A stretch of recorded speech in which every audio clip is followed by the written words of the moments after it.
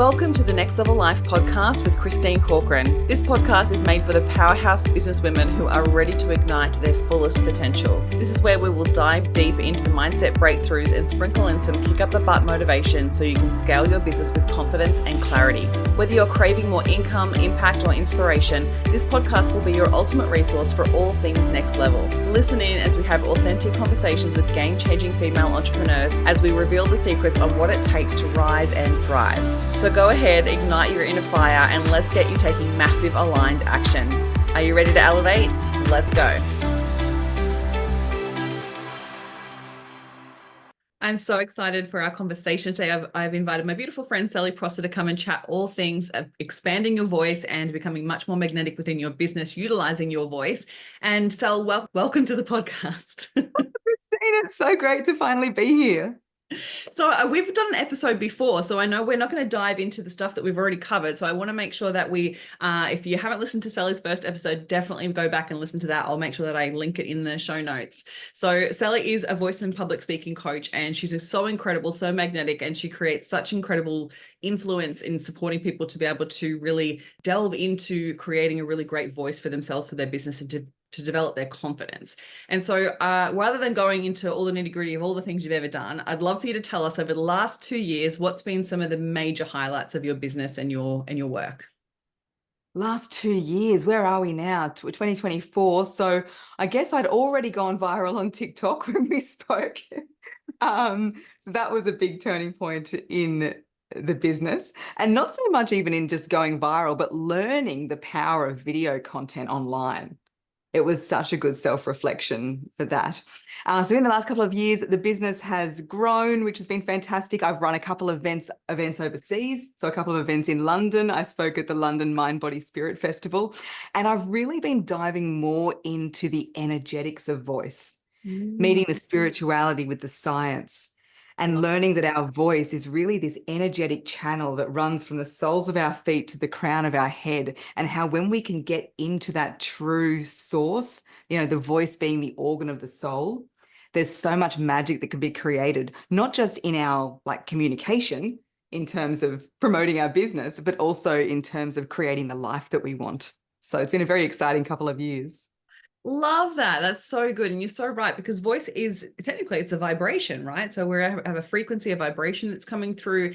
And when we see a really amazing speaker and they have such incredible gravitas, it impacts you. Like you have a feeling that runs over your body, and you almost get goosebumps, or you feel the way that I feel it is I have this almost like a cool flash that runs over my whole entire body. You feel the impact that people's words have, and that comes through their voice, right?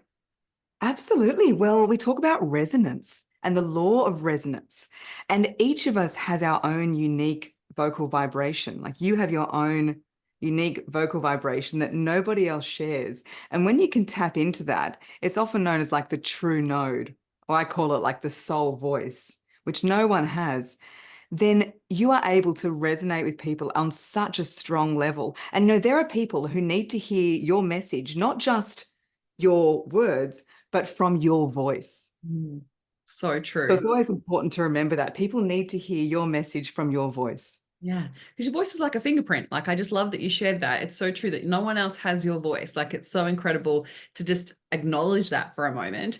And so the reason, after us chatting recently, the reason why I wanted to bring you on the podcast is to really support people who are listening to really utilize their voice to grow their business. Because I think so many of us have fear around speaking, fear around putting themselves out there, fear of showing up on Instagram or TikTok or anywhere where they're sharing their voice and they're speaking. I think one of the things that really has helped grow my business for sure has absolutely been my confidence with my speaking. So putting myself out there, and it's not something that I was automatically confident with, absolutely not. It was something that I've absolutely developed and spent a lot of time honing, and I think, and learning as well. It's not something that it wasn't a natural talent. So I think that's one of the things I just want to highlight first and foremost is that, and I'd love your take on this, is that some people think that people are just naturally great speakers.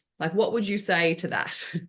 No, it's like Maybelline. Maybe she's born with it. Yeah. Maybe it's Maybelline. I'm sort of showing my age here. Absolutely. It is a skill. Each of us is born with a voice for a reason.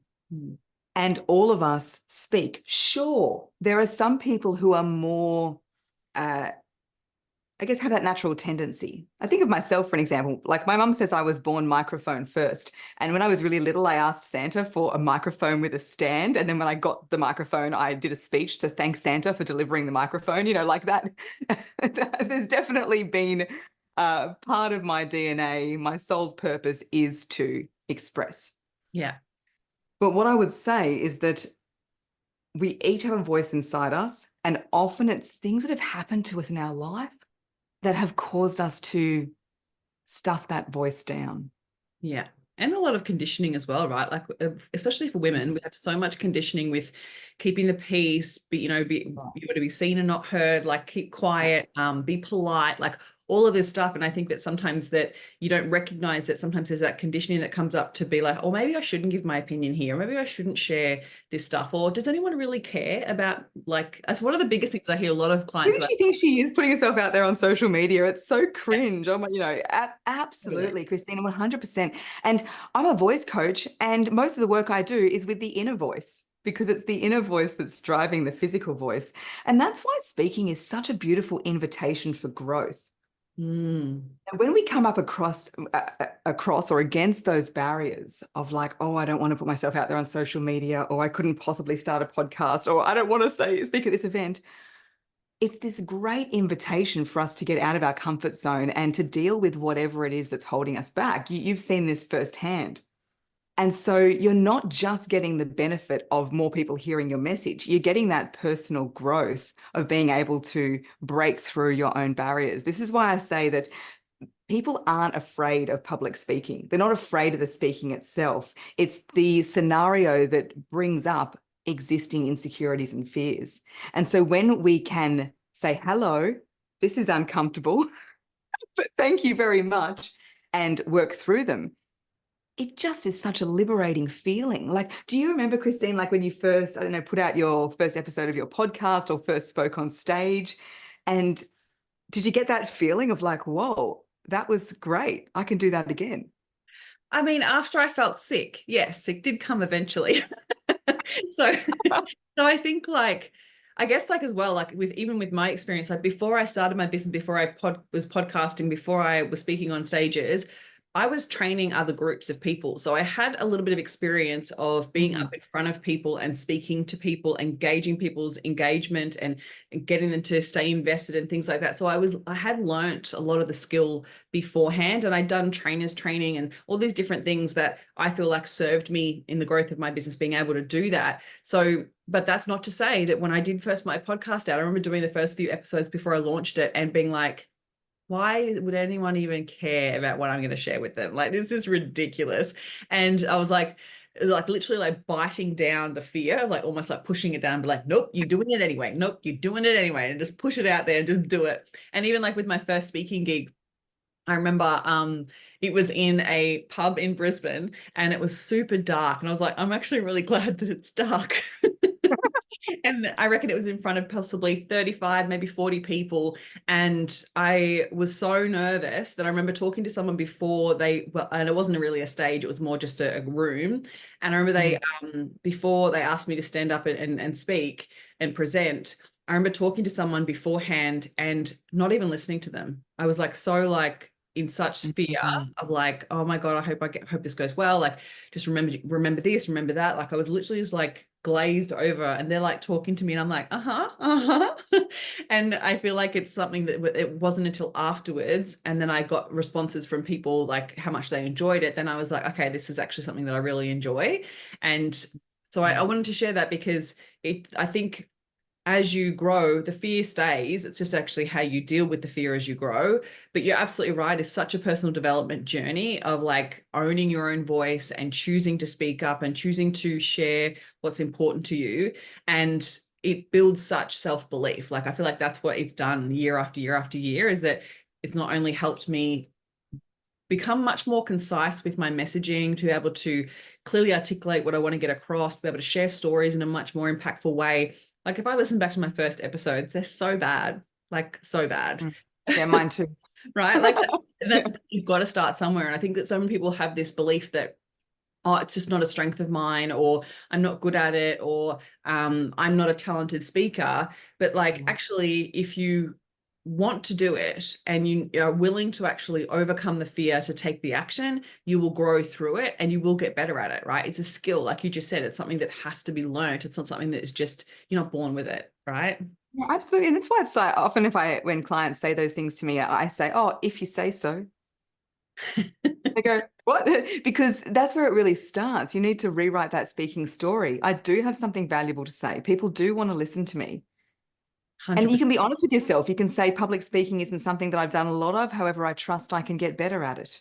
I love that. Changing that narrative, and also realizing it's a mountain range, not a mountain. And you do get better over time. But my most recent speech was not my best. And my first one was also not my worst, if I think about it. And same with like videos on social media. It's not this linear, oh, I'm going to get better and better and better. It's trusting that you're always expressing yourself with in the best way you can at the time with the resources you have, and not to let one bad experience taint the next one. I love that. I love that. It's so true. And just continuing on, right? Letting it be an opportunity for expression. So that would be the first place you would start, right? Like starting to actually just address what are the stories you're telling yourself about being able to speak up, and then what would you explore? So what are the stories that you're telling yourself? And then the next thing is getting into your body. Right? So our voice is something physical. And most of the problems come when we're in our head. It's the overthinking, the overanalyzing. If you have a brain freeze, it's the overloading. What will people think? All of the language is all up in the head. And as soon as we are there, we're disconnected from our heart. We're disconnected from our lower chakras, like the sacral area, the passion. So feeling into your body, even just like stamping your feet a little bit, jiggling around, doing a bit of movement before filming a video or speaking on stage or any kind of speaking, and it will come from a much more relaxed place. It's impossible to get brain freeze when you're in your body.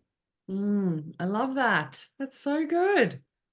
And when you're speaking from the heart, it can't be wrong, so it's knowing that what you have to say, the message you have to share, the people you can help is always more important than any of these fears that you have.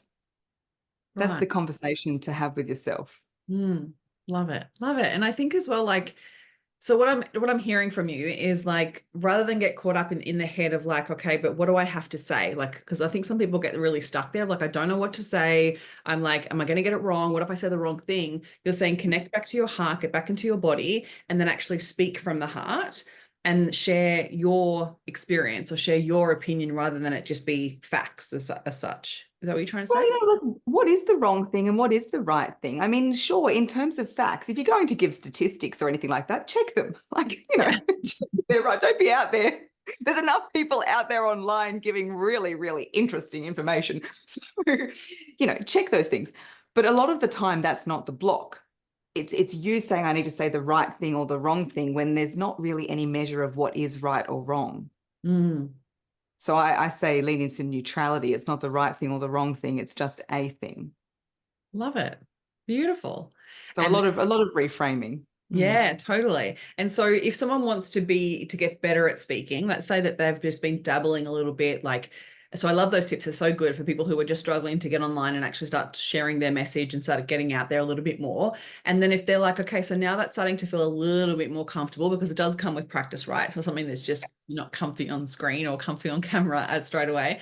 What would you say for someone who's like, I really just want to get better at speaking and actually communicate more clearly? What would be the next stage that you would focus on? Get a voice coach. Come along to one of the programs, come along to an event and invest in it the same way that you would any other skill. And so there's different processes that we work through. There's different pillars in voice. So the first one is around that inner voice, which we've been speaking about. So you work out, is there an inner voice issue with anything that I want to be doing? Then there's a whole area of voice production. So it's learning how to breathe, where the voice vibrates, where it resonates, right? We have these different parts of our body where the voice actually does vibrate. There's the articulation. Doing a voice warm-up. Oh, that's a good one, Christine. Like learning how to do a voice warm-up. You wouldn't, professional athletes don't just come straight out of the gate and go in the Olympic race. The warm-up is a big part of it. So if you're doing any kind of speaking, learning how to do that is really going to help you. Love it. And this is not just for people who are speaking on stages, right? This is for anyone if they want to start to feel a little bit more confident and actually speak more clearly. 1,000%. I'm glad you brought that up because it really is a misconception that public speaking is standing in front of on a stage with a lectern and a microphone. You are using your voice and speaking, even when you're speaking to yourself. So if you're a business owner and you're thinking, okay, I don't know if I want to start a podcast or I don't know if I want to even be more on stage, there are always ways that you can be using your voice. I like to compare it to your amazing message and what you do. It's there. It's in you. You know it. People close to you know it. Yet it might be under a blanket, right? So nobody outside can see you. So that's where you go. And I know, Christine, you help so much with this. This is where you go, okay, we've got to do a bit of marketing. Let's break some holes into that blanket so people can see us and know who we are. We might send an email. We might do a post on social media, right? This is how people get to know us. Our voice, people hearing our voice is the closest thing to touching us. Right? Hearing someone's voice is the closest thing to touching them. So when you are looking at the ways in which you want to market your business and the ways in which people can know about you, using your voice is really effective. We talk about touch points. I don't know what the latest is. Someone told me the other day it's like 11 points of contact. Oh, I heard it's way more than that now. Yeah, it's crazy. Oh, you're joking. Right, yeah. So it's crazy, right? So we're thinking in terms of touch points. If they're hearing your voice, I think you're getting more points with that, right? Yeah, You're getting more points agree. with that than a Canva graphic. So you go, right, well, where can I speak? And I actually have a business voice audit. I've just thought of this now. So if anyone would like to have that, get in touch with me on socials, which we'll share, and I'll be able to send that to you. And it's just a checklist where you can look through all the different ways you can use your voice, from networking events to social media videos to podcasting to going live to being a guest on other people's platforms. There is so many ways that you can use your voice that's not the traditional stand on stage speaking. Yeah, 100% agree with you. And I think that it's one of those things that you're right. It does build a stronger connection with your audience. Like the amount of people that I have say to me that they listen to me while they're doing normal things in their life, right? They take me on the road with them in the car, when they're going walking, like they're doing all the cooking dinner, like all these types of things. And this connection of like, I feel like you're in my ears, like you're talking to me all the time. And I run masterminds as well. And one of the girls was saying to me the other day that she's like, I listen to you in the shower. And I was like, what? Ooh. I was like, that's random. No one's ever told me that before. She's like, yeah, because I can access the course modules on my phone. She's like, I put it beside the shower, and then I listen to it in the shower because that way I'm being much more productive, obviously. And it's sometimes the only times that I can really think through the content because she's super busy with kids and all the bits and pieces. So I was like, and just on that, what's so interesting as well, when you're in the shower, you're in your body usually, because it's like the feeling going through. So you're absorbing information more effectively. So your voice, and like with the water and in the shower, yeah. where it's even more vibrations because of the hard surfaces, your voice is like being penetrated into her skin. Oh gosh, it's crazy when you think of it like that. Isn't it? Isn't it? It's so crazy. But what I was saying is that, I think that that's one of the things, like you want to focus on what's actually going to serve the growth of your business. And if you're still stuck in worrying about getting it wrong, or you're still stuck on, showing up on stories and speaking, creating TikToks, like being on other people's podcasts, it's time now to overcome the fear. Because if you don't overcome the fear this year, like I feel like you're going to get left way behind, because if you want to expand your business, you'll need more people to see your business and connect with you, especially if you are someone that needs to build trust with your audience. So I feel like whether you don't have to start a podcast, but being a guest on other people's podcasts is so great, and it actually really serves the growth of your business. And so many of my clients that have done this and been guests, they're often very surprised on how much fun it can be. It's not as daunting as you think it's going to be. And I think it's one of those things that does actually help expand the growth of your business. So I love this. So finding that unique voice, really connecting back to your heart and making sure that you're really connecting your message. Is there any other key strategies that you like to share with people on how to, go about sharing from their heart and going about getting across their message clearly. A lot of it is learning in the doing. So don't wait to take action to be ready. Take action to be ready. So on social media, I think you'd agree with your own accounts. Like in the beginning, the videos are really bad, and trusting that evolution, like even what you post last week might not be what you post this. So true. I literally have I had a whole bunch of drafts in my reels of stuff that I'd recorded, I reckon the middle of last year. I just hadn't gotten around to posting them. I just had a whole bunch of drafts, and I got a new phone and I had to transfer all of them across. And I went through and I was like, oh, I can't post that now. Oh no, that's bad. I'm looking back on it, so much has I'm changed. sure it's fine. Yeah. So much evolution. You're right. Sometimes you don't, but I wish I had actually just had the courage to post it then. Right. Instead of questioning it, instead of being like, oh, does it look all right? Is it getting it across clearly enough? And that, because that was the in a chatter, I'm like, why didn't I just bloody post it? I think, and some people do get stuck in that too. So I feel like it's one of those things that I love that. Trust the evolution and just keep moving forward and keep taking the action.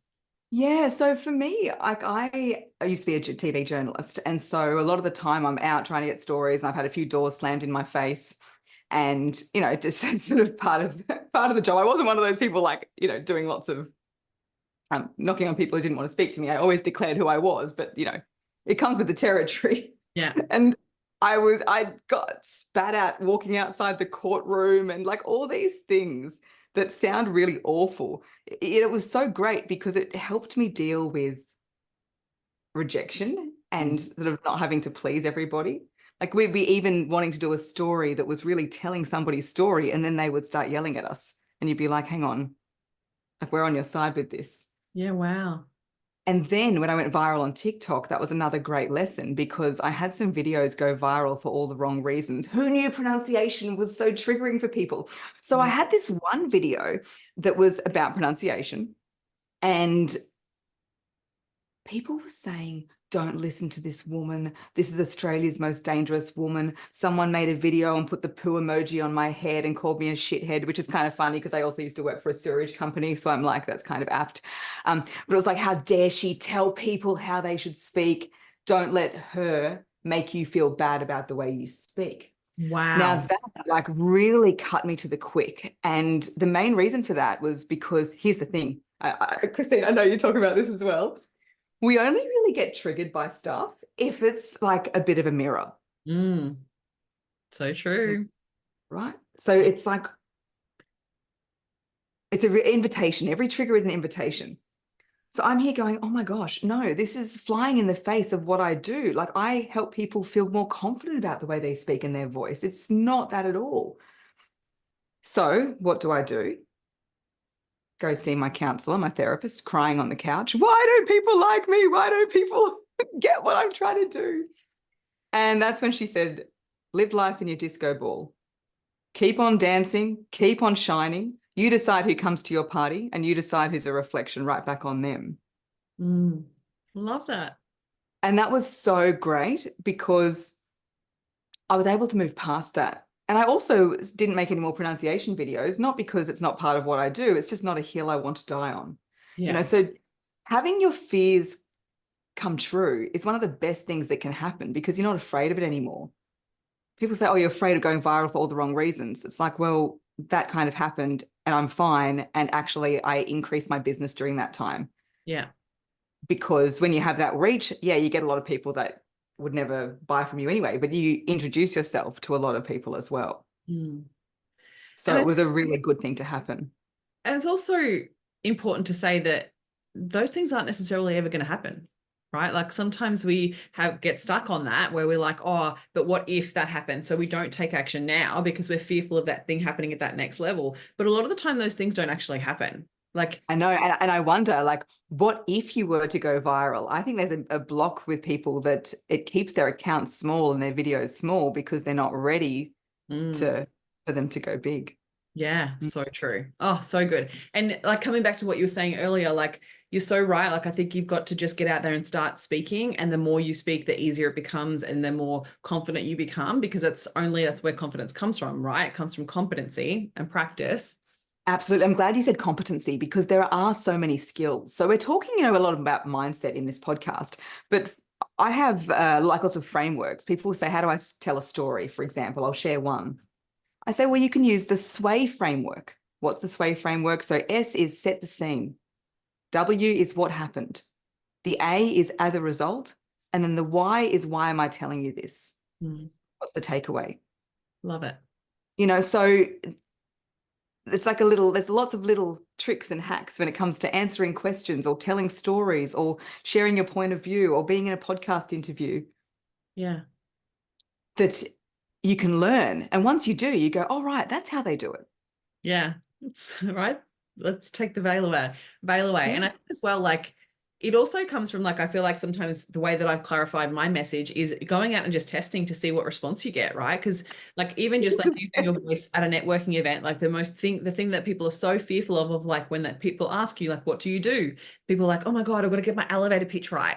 And honestly, like the amount of times that I've just gone, like, I'm just going to test out a new way of saying what I do just to see what response I can get. And I think the more and more you do it, the more of a clarification happens in your mind. You're like, oh, actually, the way I had practiced it was way too many words that needed to come out of my mouth. I need to shorten it, or it needs to be like, I need to use these words, or I need to like actually highlight it, the impact rather than what I do. Like there's so many different I things. need And to tell the story. I need to do this. Yeah, absolutely. And in my I run workshops called Speak Up for Your Business in person, and we talk about this. How do you answer that?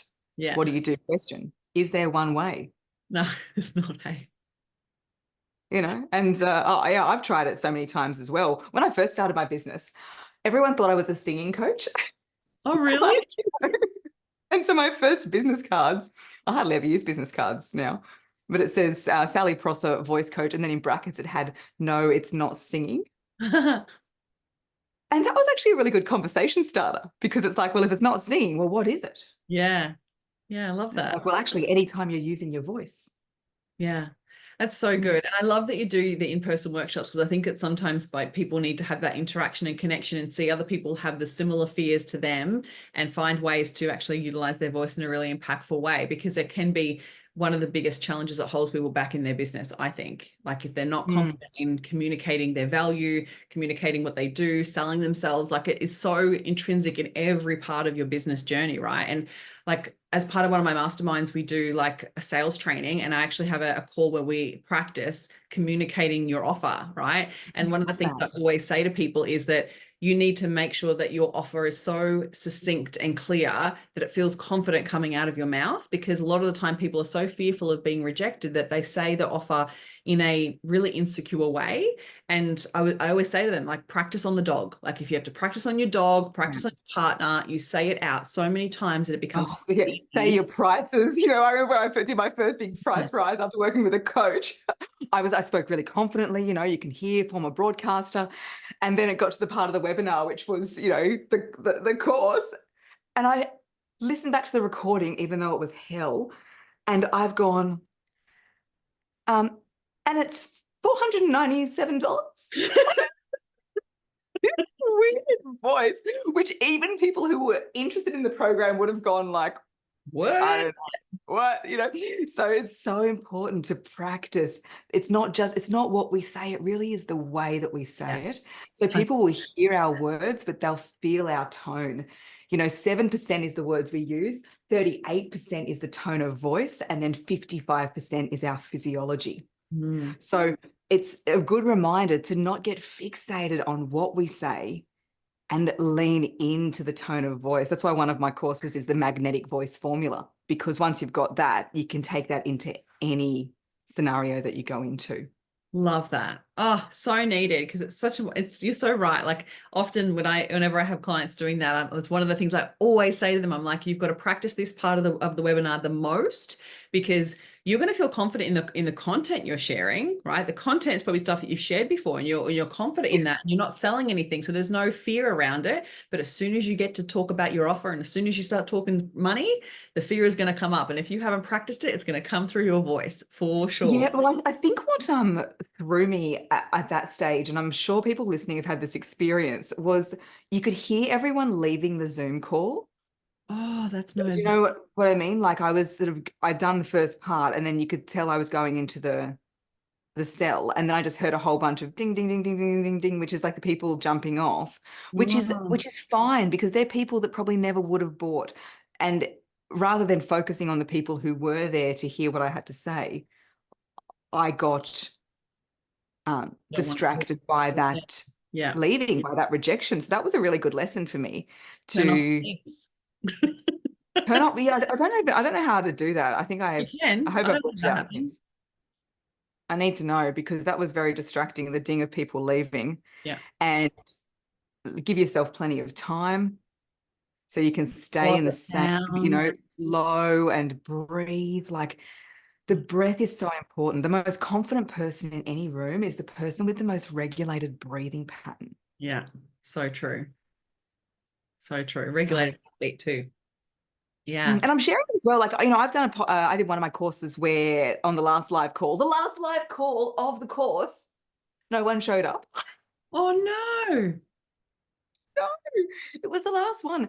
And I thought I had to just change my mindset. And I said, I'm doing a pre-record. I just did it as though it was a pre-record, gave all my energy, and it was completely fine. So time and time again, we're learning that it's the state that we're in and the story we tell ourselves, which is the driving force. Yesterday I had a client say, oh, I was told that I need to have a platform. She's writing a book. She said, oh, I need to have a platform. And so I have to get on social media.